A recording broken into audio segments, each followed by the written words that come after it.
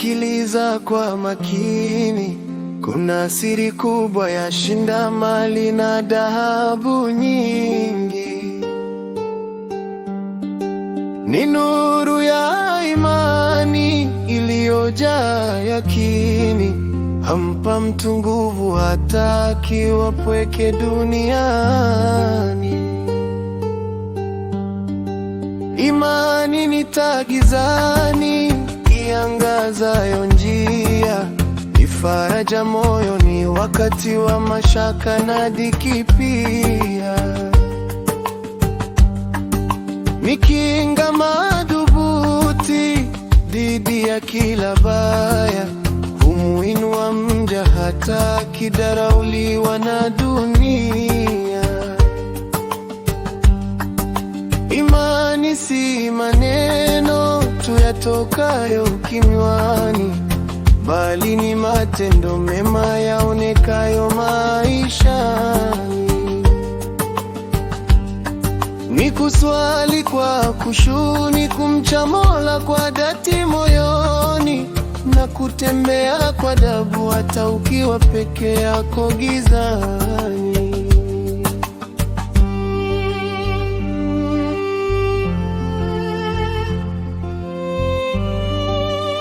Imani huzaa subira katika kila jaribu, hukufanya utabasamu hata ukiwa na majaribu, hukufundisha kuwa dunia si makao ya kudumu, na akhera ndiyo nyumba yenye furaha ya milele isiyo na mwisho.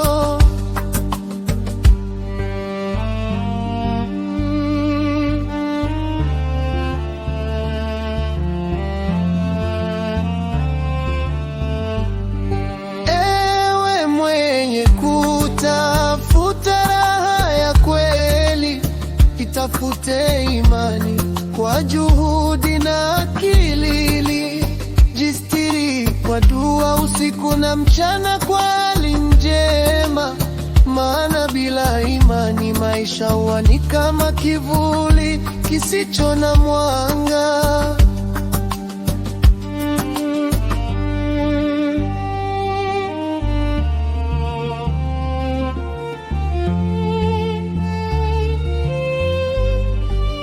Simama imara, usiumbishwe na dunia muda. Shikamana na haki hata ukionekana mpweke kidogo, maana mwisho wa yote kuna malipo mema.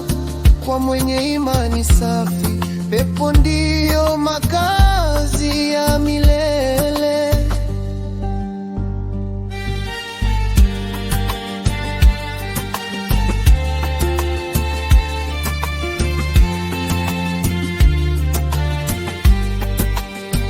Ewe Mola, tujali nyoyo zilizojaa nuru, imani thabiti isiyotikiswa na fitna wala dhoruba. Tuondolee shaka, tujale yakini ya kweli, na utukutanishe na waja wako wema katika pepo ya milele.